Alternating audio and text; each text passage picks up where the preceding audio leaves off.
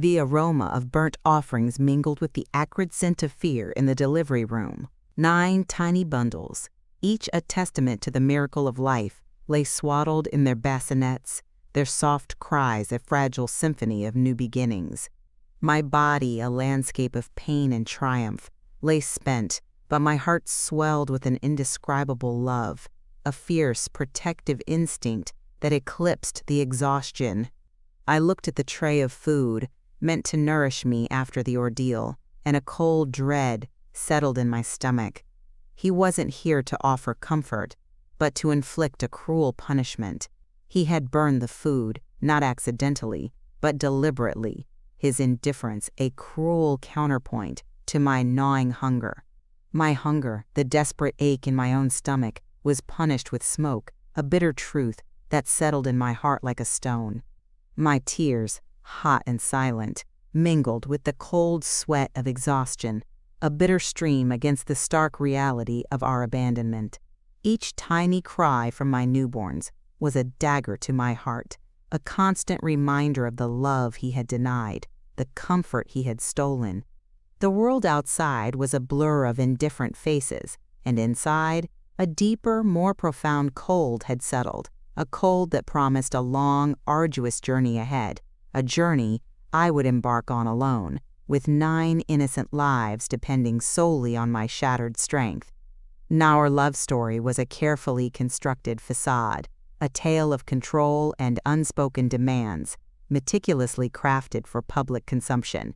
He was a renowned chef, his culinary creations lauded by critics, his restaurants a testament to his meticulous attention to detail and his unwavering pursuit of perfection.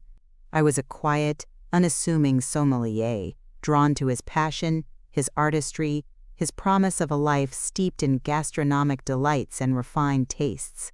He spoke of our palates intertwining, of our destinies converging, and I, naive and smitten, believed every word. We married in a lavish ceremony, a union that felt more like a carefully curated tasting menu than a partnership, but I dismissed the thought, blinded by the dazzling allure of his world. I was happy, or so I thought. I was living the culinary dream I had always secretly craved, but beneath the glittering surface, a darkness lurked, a chilling undercurrent of possessiveness that I chose to ignore. He had a temper, a quick, explosive rage that would erupt over the smallest of things, a misplaced ingredient, a burnt sauce, a dish that was not to his liking. But he would always apologize, his remorse as extravagant as his anger, his gifts a balm to my bruised spirit. I told myself it was passion, a sign of his intense love for me, a flaw that I could overlook in the grand tapestry of our life together. I was wrong. It was not passion, it was a prelude, a foreshadowing of the true depths of his control, a darkness that would eventually consume us both. Subscribe to our channel for more heart-wrenching stories that will make you believe in the power of justice. And don't forget to hit the notification bell so you never miss a new video. As the years passed, the shadows deepened, his control becoming more pronounced, more calculated. He would belittle me in front of his kitchen staff, his words a constant barrage of insults and humiliations, his laughter a cruel counterpoint to my shame. He would dictate every aspect of my life, from the clothes I wore to the food I ate, his jealousy a suffocating blanket that smothered my spirit. I became a prisoner in my own home, a gilded cage where I was his possession, his culinary creation, his to torment as he pleased. When we discovered I was pregnant, not with 1 but with 9, his reaction was not joy, but a strange, almost manic excitement. He spoke of the ingredients, of the asquo flavors it would provide for his next culinary masterpiece, of the asqua drama it would create for his audience. I dismissed it as his artistic temperament, his unique way of processing overwhelming news. I thought his love for me would extend to the lives we were creating. I was wrong. It was a new recipe for his twisted experiments, and I was merely the subject in his macabre kitchen. And as the pregnancy progressed, His initial culinary calculation began to morph into something colder, more detached, a chilling transformation that left me feeling increasingly isolated. He meticulously charted my public appearances, the media coverage, the potential impact on his restaurant's ratings, but the warmth, the emotional connection, began to fade, replaced by a clinical detachment that sent shivers down my spine.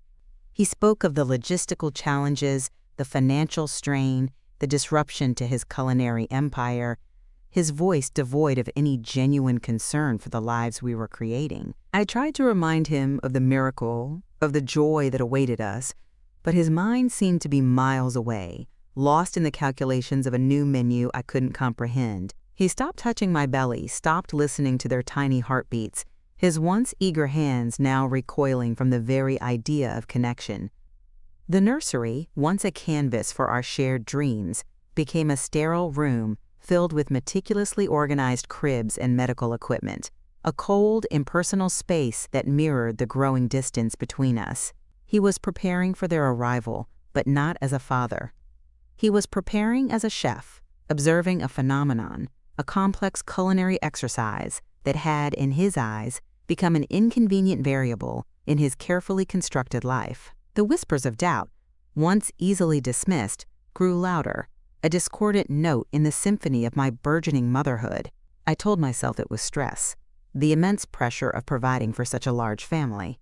I clung to the image of the man who had held me, tears in his eyes, promising our football team.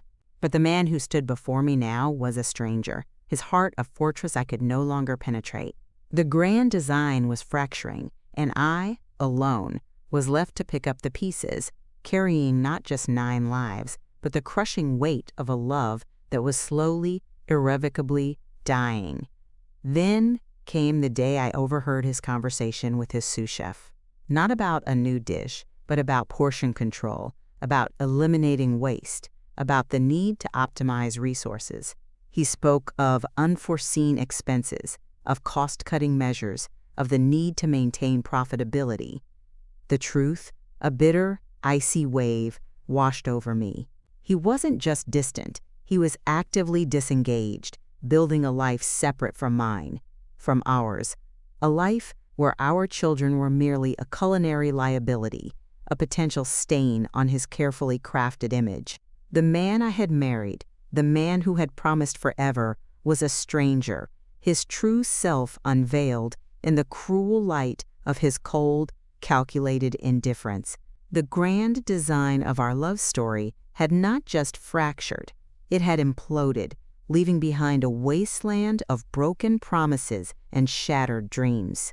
And in that moment, as the contractions grew stronger, I knew that the man I had married was gone, replaced by a stranger, a man capable of a cruelty that would forever haunt my soul.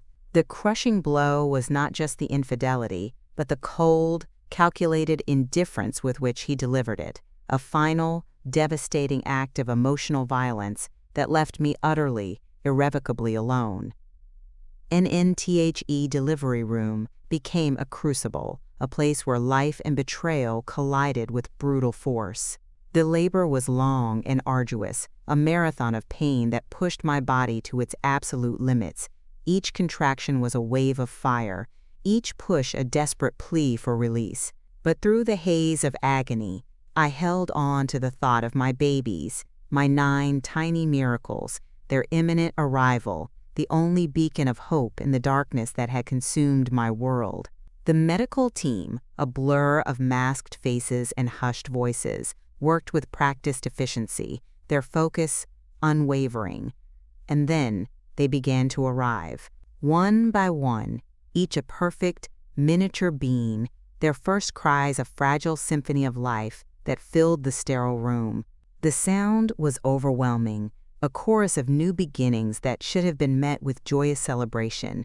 I counted them, my heart swelling with an indescribable love, a fierce, protective instinct that eclipsed the pain of childbirth and the crushing weight of his betrayal.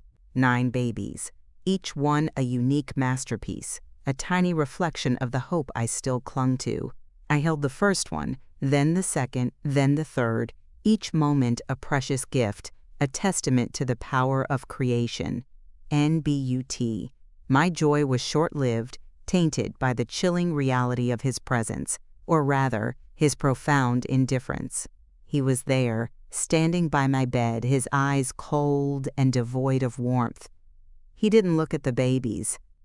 He looked at the tray of food, meant to nourish me after the ordeal, and a cold dread settled in my stomach. He picked up a plate, then dropped it, his face a mask of contempt. "You're not hungry," he said, his voice flat, devoid of any warmth, any humanity. "You're just trying to get attention." My hunger, the desperate ache in my own stomach, was punished with smoke, a bitter truth that settled in my heart like a stone. My tears, hot and silent, mingled with the cold sweat of exhaustion, a bitter stream against the stark reality of our abandonment. Each tiny cry from my newborns was a dagger to my heart, a constant reminder of the love he had denied, the comfort he had stolen. The nurses, accustomed to the joyous chaos of multiple births, exchanged uneasy glances, their pity a palpable thing that stung more than any accusation. They gently placed the babies in their bassinets, one by one, a line of innocent faces waiting for a father's touch that would never come. I tried to speak, to plead, to demand an explanation, but my voice was lost in the exhaustion and the overwhelming grief. He remained a ghost, a cold, unmoving presence in the room, his culinary mind seemingly incapable of processing the emotional magnitude of the moment. He saw them as data points, as a complex culinary exercise, not as his children. He had calculated the probabilities, the risks, the burdens, and in his cold, logical assessment, he had deemed them an unacceptable variable in his carefully constructed life. His detachment was absolute, a wall of ice that no warmth could penetrate. The silence of his neglect was deafening, a stark contrast to the vibrant symphony of life that surrounded me.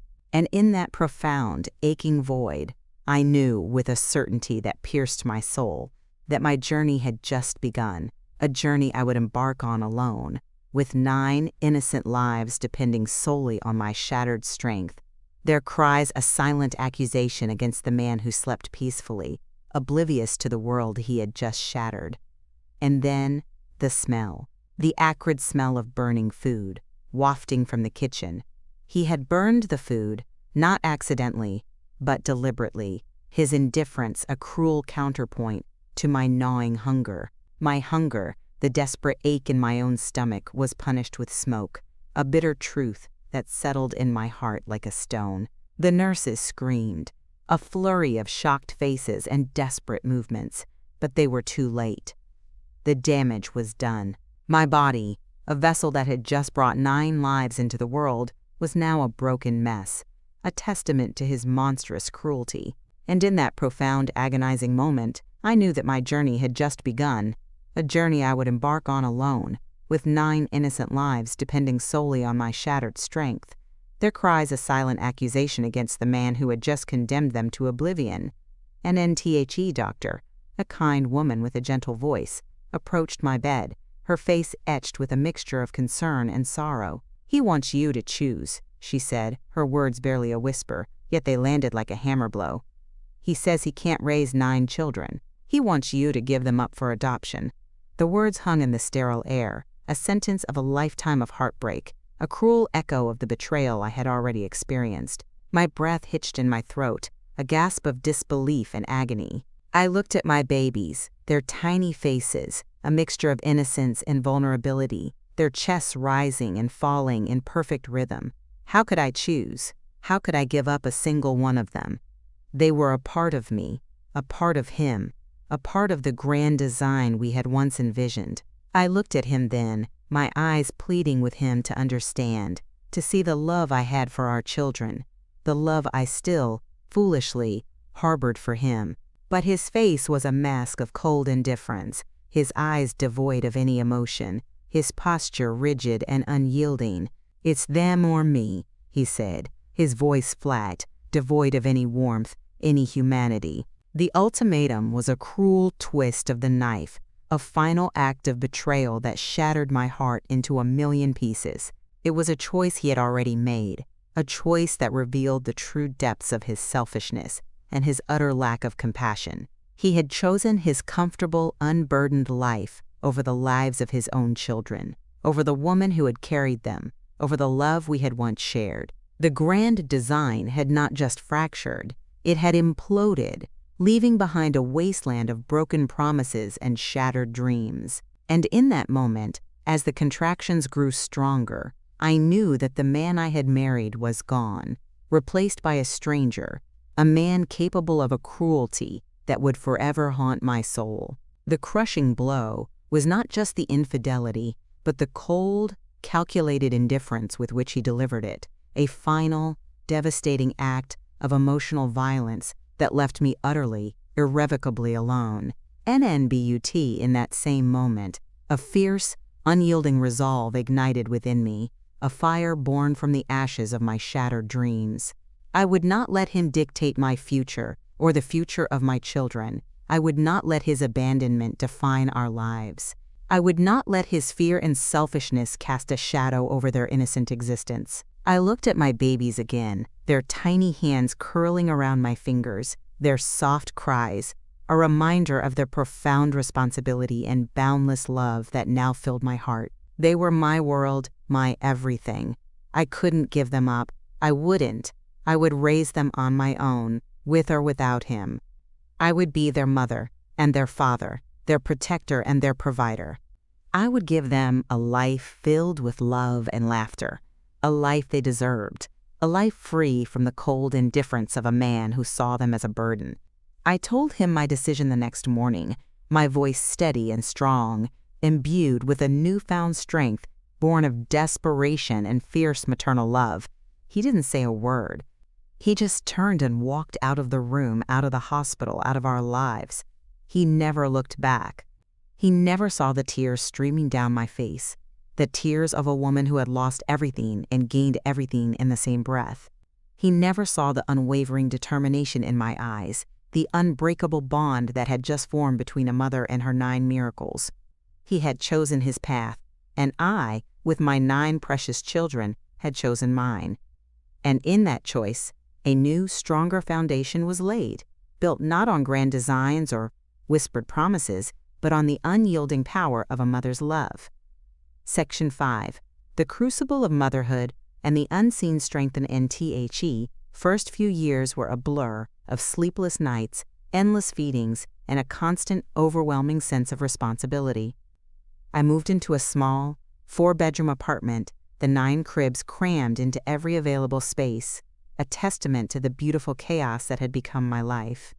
I lived on welfare and the kindness of strangers, my days a relentless cycle of diaper changes, laundry, and the desperate search for affordable food.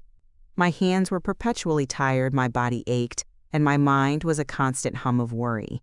There were times when I thought I couldn't go on, times when the sheer weight of the world felt too heavy to bear, times when the loneliness was a physical ache in my chest. The silence of his absence was deafening, a constant reminder of the life I had lost, the dreams that had shattered. But then, I would look at my children, their tiny faces a beacon of hope in the darkness of my despair, their innocent smiles a powerful antidote to my exhaustion. They were my reason for living, my motivation to be a better person, to fight harder, to endure more. Their laughter, their first steps, their whispered mama were the fuel that kept me going, the tiny victories that made every sacrifice worthwhile. And I learned to stretch every penny, to make a meal out of almost nothing, to mend clothes until they were threadbare. I became an expert at multitasking, rocking one baby with my foot while feeding another, reading a story to 3 while changing a 4th. My home, though small and humble, was filled with the vibrant energy of 9 growing children, a symphony of giggles, cries, and the constant patter of little feet. The community, initially shocked by my situation, rallied around me with an outpouring of support. Neighbors brought meals, donated clothes, and offered a helping hand whenever needed.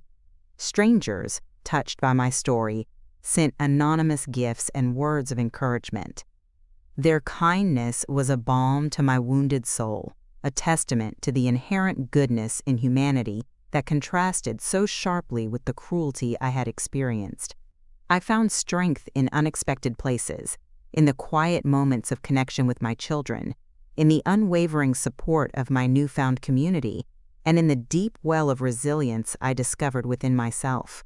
I went back to school, my children, my constant companions, their tiny hands often turning the pages of my textbooks as I studied late into the night. I pursued a degree in early childhood education, driven by a desire to provide the best possible future for my children and to help other families facing similar challenges. It was a slow, arduous climb, but with each passing semester, I felt a little stronger, a little more confident. I graduated with honors, my children cheering me on from the audience, their faces beaming with pride. I got a job, a good job, working with children, and we moved into a bigger house, a house with a backyard where my children could play, a place where they could finally spread their wings. We were a family, a happy family, a family that had been forged in the fires of adversity, tempered by hardship, and strengthened by an unbreakable bond of love. The crucible of motherhood had not broken me. It had refined me, revealing an unseen strength I never knew I possessed. Section 6. The blossoming of resilience and the echoes of a hollow life and years turned into decades, and my 9 children blossomed into remarkable individuals, each a testament to their resilience and the unwavering love that had nurtured them. They were bright, compassionate, and fiercely independent, their spirits unyielding. They pursued diverse paths, some becoming doctors, others artists, teachers, or advocates for social justice, each making their own unique mark on the world. Their laughter filled our home, now a vibrant hub of activity, with grandchildren running through the halls, a testament to the enduring power of family. They knew their story, of a father who had abandoned them, of a mother who had fought tirelessly to give them a life filled with love and opportunity. But instead of bitterness, it instilled in them a deep empathy, a profound understanding of the human condition, and an unwavering commitment to justice and kindness. They learned to find joy in the simple things, to cherish genuine connections, and to value the strength of family above all else. They were a symphony of voices, each one strong and clear, a stark contrast to the silenced cries of their infancy. They spoke out against injustice, advocated for the vulnerable, and used their experiences to inspire others. They became a beacon of hope, a testament to the power of the human spirit to overcome even the most profound trauma. My daughters, once silenced by my pain, now used their voices to create a better world, a world where no child would be born into such cruelty, where no mother would suffer in silence. Their resilience was a constant source of pride for me, a living testament to the strength that had blossomed from the ashes of my shattered dreams. The scars remained, but they were now badges of honor, symbols of survival, reminders of the battles we had fought and won. And in their vibrant lives, I found my own healing, my own redemption.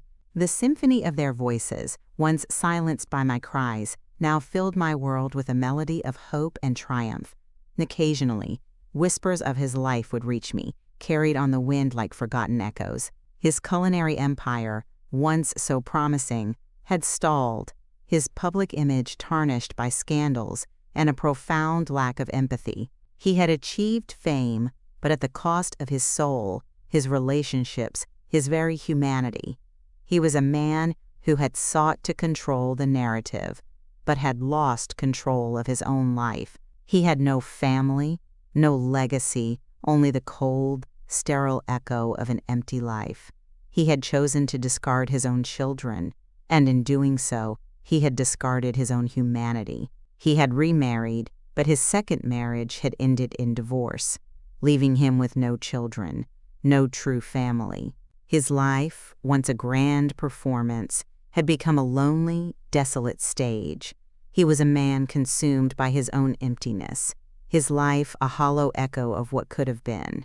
He had achieved material success, but at the cost of his soul, his relationships, his very humanity. He had chosen fleeting pleasure over lasting love, and in doing so, He had lost everything that truly mattered. He was a ghost, haunting the periphery of a life he had once been a part of, a life that had moved on without him, thriving and flourishing in his absence. The echoes of the past, once painful reminders of his betrayal, now served as a stark contrast to the vibrant, joyful reality of our present. My children, once neglected, were now surrounded by love, their lives a testament to the power of a mother's unwavering devotion. They had built their own legacies, not of fleeting fame, but of compassion, connection, and the enduring strength of the human spirit. The grand illusion he had abandoned had been rebuilt, brick by brick, with love as its foundation and resilience as its mortar. And in that rebuilding, a profound justice was found, not in retribution, but in the quiet triumph of a life well lived, a family deeply loved. And Section 7, the unseen justice and the enduring legacy. I saw him again, many years later, at a culinary awards ceremony where one of my daughters, now a renowned food critic, was receiving a Lifetime Achievement Award for her ethical and compassionate approach to food journalism. He was a shadow of the man he once was, his once sharp features softened by age and etched with lines of profound regret. He sat alone in the back, a solitary figure in a crowd of passionate food enthusiasts. He looked at my daughter on the stage, her voice strong and clear as she spoke of the importance of nourishing not just the body, but the soul, and then his gaze drifted to me, sitting in the front row, surrounded by my other children and grandchildren, a vibrant tapestry of love and connection. In his eyes, I saw a flicker of recognition, a pang of regret so deep it almost brought me to tears. He saw the family he had so carelessly discarded, the legacy he had so foolishly rejected. He saw the love, the joy, the connection he had so foolishly traded for a life of solitary ambition. He saw the vibrant lives he had chosen to abandon, and in their success, he saw his own profound failure. He tried to speak, his lips moving silently, but no words came out, only a choked sob that was quickly stifled. He turned and walked away, his shoulders slumped, his steps heavy, disappearing into the anonymity of the crowd. He didn't need to say anything. The justice was evident in the vibrant lives of my children, in the strength of our family, in the unwavering love that had blossomed from the ashes of his abandonment. My miracle had not lost its father. It had simply found a better path, a path illuminated by the unwavering light of a mother's love. Justice, I realized then, was not always about retribution, about seeing him suffer. Sometimes it was about the quiet triumph of resilience, the enduring power of love, the profound joy of a life well lived despite the pain inflicted by others. He had burned the food before giving it, but he had failed to starve my spirit. My hunger, once punished with smoke, had become the fertile ground from which a new, stronger family had blossomed, their lives a vibrant testament to the true legacy of a mother's unwavering love. And in that moment, as I looked at my beautiful, thriving family, I knew that the true legacy was not in the physical scars he had left, but in the unbroken spirit that had emerged from the crucible of pain.